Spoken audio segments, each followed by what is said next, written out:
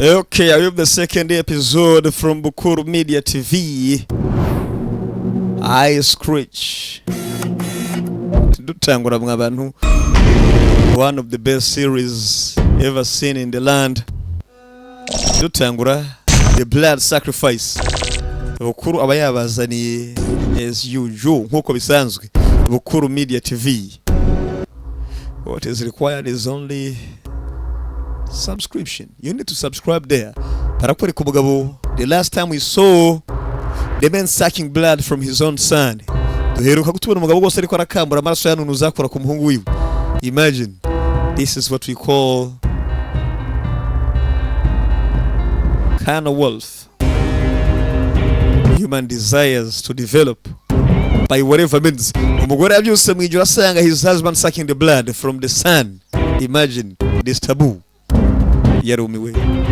Oh yeah. This is actually impossible. Ariko what was thought to be impossible became possible. Umugore yararaba.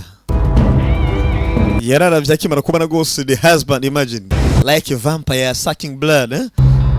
It's one of the sins that is terrifying. Vyatumye gose the wife being mute, speechless. Coco, hey. Story by J yakoze story. Bari baganda bakurikirana gahunda ukamenya ngo Sami the only actor here, the best one Harimana Samuel, and the second one being who? Bukuru icyamamare. Hey. Bukuru Albert, one of the best here in the series. This is the second episode. Korea Servita, the human what? The human blood, the human sacrifice, so the blood sacrifice. Yitambo c'amaraso, ikimazi c'amaraso. Some people kugira ngo bazogere kubyo bashaka ndetse cyo bakora whatever means possible to make sure they get welfare, kugira ngo babone gusa amafaranga. Magufuri gose n'abarimu, Magufuri bamuzuye kugira ngo umenye ko biri seriye cyane. Oh la la. Na mama pastor twabonye asenga mukanya yahuza amasengesho. Nko ari gusengera umugore amero ko bigaragara Sami. He is taking some advices from his friend Bukuru. Yakurakeka se inama bagabo bagira mutubarezi bamarira ikindi kugira ngo nyene ikimazi c'amaraso season. Blood sacrifice series. Nuko tuyitanguye mwabantu. Okay. So the woman became speechless, became mute. Koko yabonye ivyo atarakwiye kubona. She was not supposed to see the husband sucking blood from the boy. From the neck of the boy. That is why this woman was denied entrance in the room. Ari mama gusa umugore bamwe mu burenganzira bwo kwinjira mu cyumba. Nashobora kuvuga ntazabe n'amabanga. It's actually impossible. You can never say what you saw.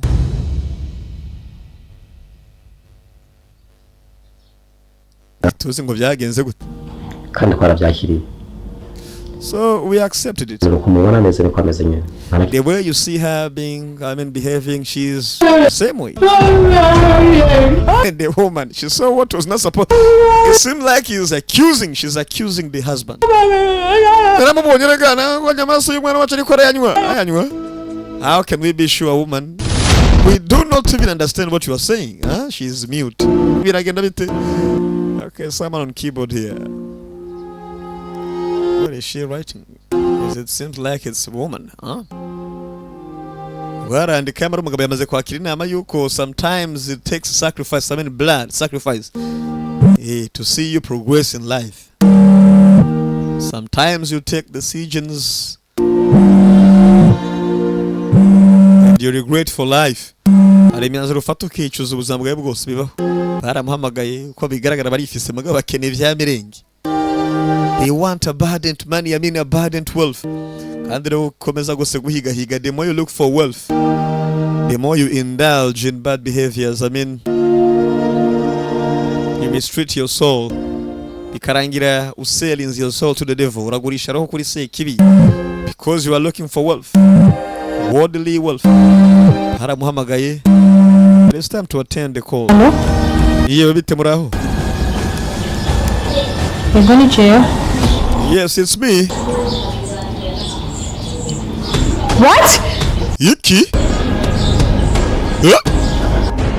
sinzi amakuru umugore yakiriye, as it seems like it's some of the terrible news. Yakiriye amakuru mabi which she was supposed not to receive.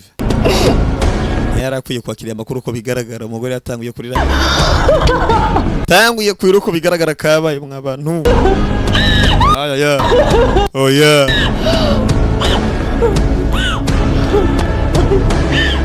oh yeah, umugore yatanguye kwira disi bavyakomeye mwabagabo.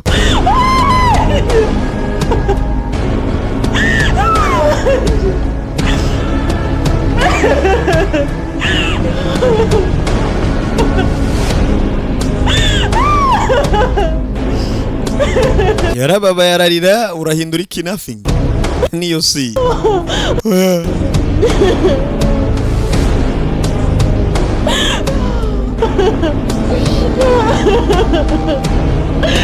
The woman crying. Why should the woman cry? Ese yakirehe makuru. What news did she get? Tujye kuba. Let's return to the mute.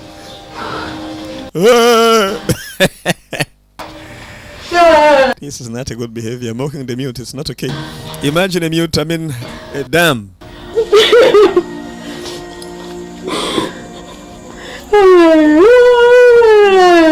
Ntugire ikibazo ariko uramera neza. Yarabanza aravyihweza. We wabikoze mwana. You did it?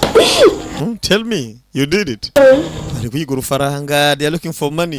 Mu byukuri. Actually, ubabara umutima wanje. My heart is actually broken. Nzi ko abana banje nzobigisha amashuri je nize. I thought my children would study where I studied. Cyuko nzobatwara baje kwigira muri Amerika. I thought of taking my children to America, taking abroad to study. But as it seems, God has loved them more than I did. As it is, we came from the soil and we have to return back to the soil. What happens to us, even as it happened to them, it took us to them. Maybe God will recompensate you with some other children, I mean beautiful ones as well. See the man, see the man. I swear I know what happened to you.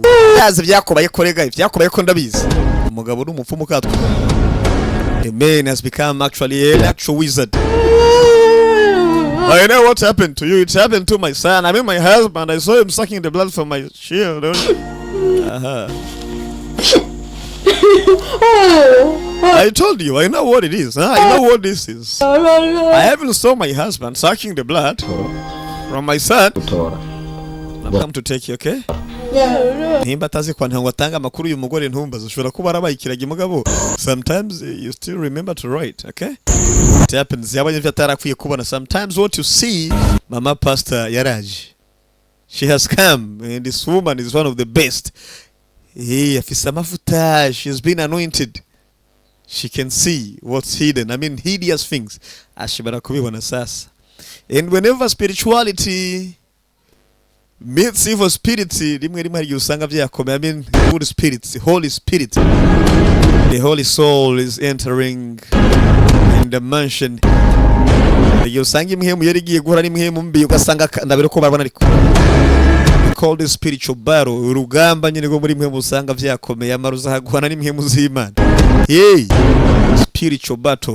Umugabo arangije no kuyamanutse n'abantu heza ukagira ngo n'imikino kumba abantu shahu birigo batanga amaraso y'abantu, they sacrifice blood and you never know they do it.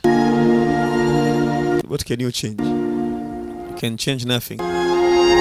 The world is not a good place. I mean, we are living in a holy world.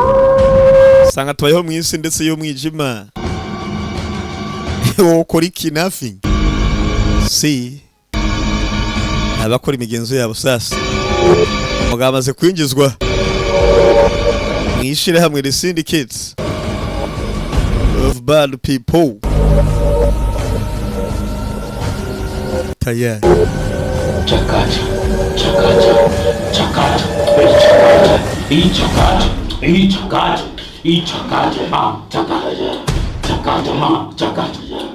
chakata sha namwereka zamwambara imyambaro nk'iyo onye ntimugire ikibazo. Zamwambara mukora ibintu biragenda barabuze ibirengero. Urakina. Pibaya mutazi nibihe, just follow the steps. Imitate. Hano tugushimiye kandi ko abanye natwe. God, thank you for being with us today. Let me show you a girl, you know him, you understand her, or you know her, you understand her. Ndakwinginga ngo witange mu vyiwe cyane. I beseech you to be active in her staffs. In the name of Jesus Christ, protect your girl. She's the one, you need to understand her, you know her, you know everything about her. So be with her. They started singing kuririmba umukobwa yako muzi se. Imana igira abahungu n'abakobwa arimo mutabizi mwabana. Hey. Batangiye kuririmba. Kandi Imana igaragaye mu bintu ngo birakomera mwabagabo. Umugabo ari mu marozi muri iyi minsi wakeneye gutunga. We rindira nkwereke. Let me show you the power from above. Imbaraga ziva mu ijuru rwose bwa n'imbaraga zitagereranye. Jesus.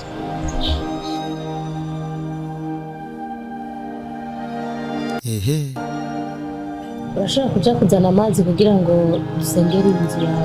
Bring the water so we can pray for your house and protect it against all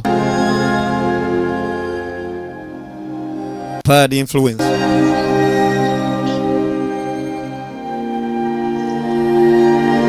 Okay.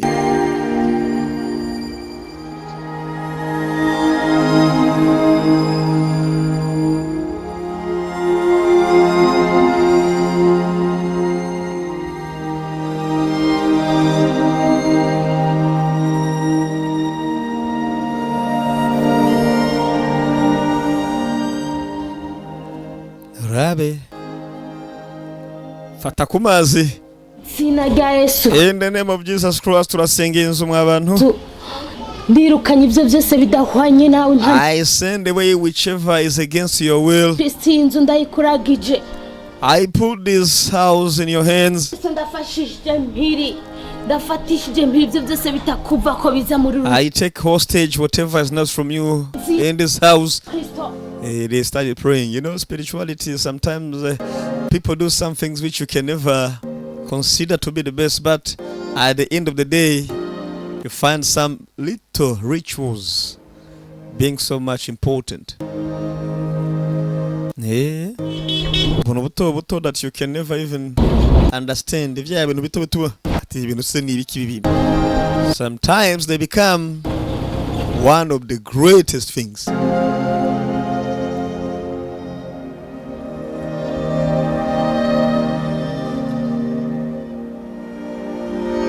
Urabe. Yarajya bana.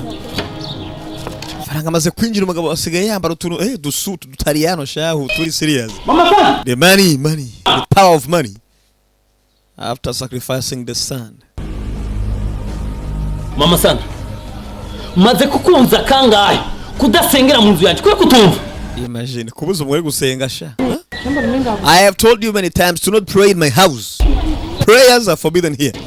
This is my house. I only give orders in this house, not you. Ibaze gushira kwichapa. Shira ko pankarte ngo ndurusenge. Abantu basengera mu nzu yiwanje. Imagine. Uzombona je wondiwe.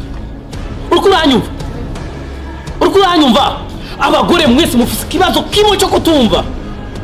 Abagore ngo basangiye ibibazo kumva ngo they have a problem understanding what they are told, huh? It is a mistake to pray here. If I ever hear or see someone praying in my house, you will see me. I will show you my true colors, my lady, okay? Never bring those people who pray, intercessors are forbidden here.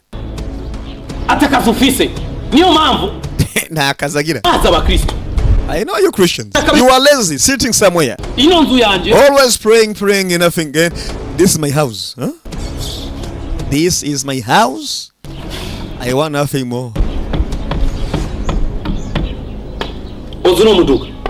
oze ino kwini ibazo umugore amaze kuba umukozi none ozi imodoka oza buri kimwe ko bari we ayoza nkeneye wewe punishment nta mukozi nkeneye ko oza imodoka wewe uyoza nyine wash my car uze right away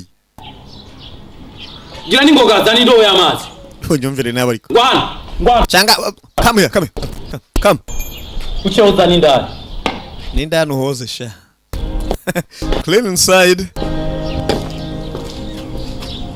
umugore asigaye yumiwe niba basigaye nk'amasengesho nabigusiye basamunani wowe na umugabo ngaho nta kindi umaze mwidutiraho turi babiri. Imagine we live in the house, you are the husband, you are even home at 2 p.m. uri umugabo uri gikibwe nabo kwasimbwa gusa mbwena ko tugorewe muri aya mazura no yarumiwe kome atego kubiganura no sigara avuga yagiye mugabo ntiyovuga kiraho biragoye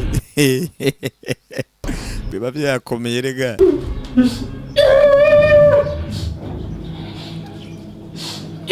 wowe niba atarinjira mu mwuga wenyine bandi bose amaze kumenya uko bigenda wowe niba gisamaye kandi ari mu gakundi k'abajama bagiye umuntu atwagwa na mugenzi we rega nimba utabiza akamutwara akamwereka utuntu ibaza umugabo niba asigaza kumesa ngawe iby'umugore iby'umugabo uri umugabo kabiragana imyambaro ingamba mpaka saa 8 do the washing up ureka imikino ndapfuye we uramesura sha urabesha yata amafaranga ufise no kubigenda iyo afise nawe urategeka nimba ubeshijeho you live by the mass of the wife urakeka se what can you do if you are living by mercy ayewe ndanyari wewe ndapfuye yarumiwe abara umugore aragarutse ndapfuye mesurera yaramutse amfashe baza umugore nawe yaje kumesura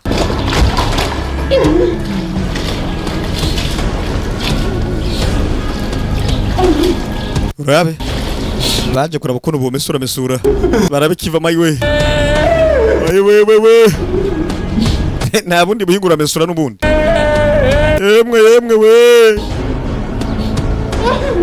eko ntacu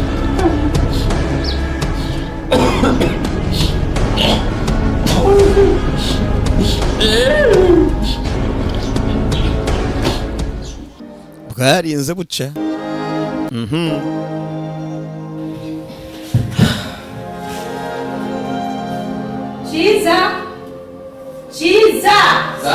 Chiza she Yego ngaho nyene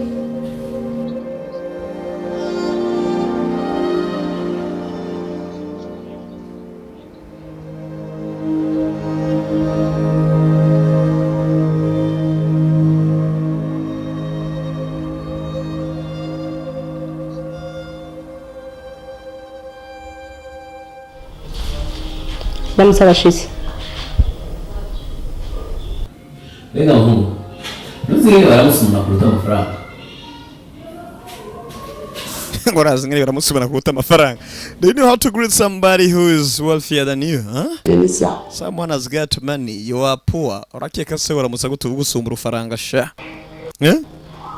Babazi byo bafatira mu bazanye. Muragiki mufatiki Makafusa. What are you going to eat? What are you going to drink? Sana tangawizi. Tangawizi na furusa nawe. Iki? Babuye toilet. Oya. Gusa sigitanda. Nyumvira umugabo ariko wakubuye muri toilette wakorofye igitanda wagishaje. Uyu mugore nawe uko bigaragara muri ka gatsiko kaba. Kamabandi y'abapfumusha babarozi. Koresha umugabo azafukamye mu rugo. Iki kibwa wana. Basigaye bitwengera. Bari mu gakundi urumva? Aha. Kurundi ruhande rero hari ubigize umusenzi cyane. Anifashe ntabari wa mugore uko aramutse afashe cyo bari kibazo bamufashe. Kumbe mama pastori niyo musenzi wa mbere tuzi ngahanye muri hojo. Yagiye arasenga we. Bari kwijambo umunsi kundi isomera muri za Yeremiya. Biranditswe ngo utazogira iki niki no muri bya bitabo bindi. Biranditswe ngo utazokora subscribe kuri Bukuru Media TV afise ikibazo. haraka umugabo yaragarutse ageze aha ndabira ivyiso niwe murozi mukuru muri bo urabe Felix ama pastor sha muzane imikino ngaha anye muri ko musengera abantu mutubuza ubutunzi bwacu nta nisoni dukeneye mutayanga blood sacrifice ama pastor. Did you know? Hey, this was the second episode. Let's go to the third episode. Vuba as fast as possible. Hey. Aha. Nababwira iki?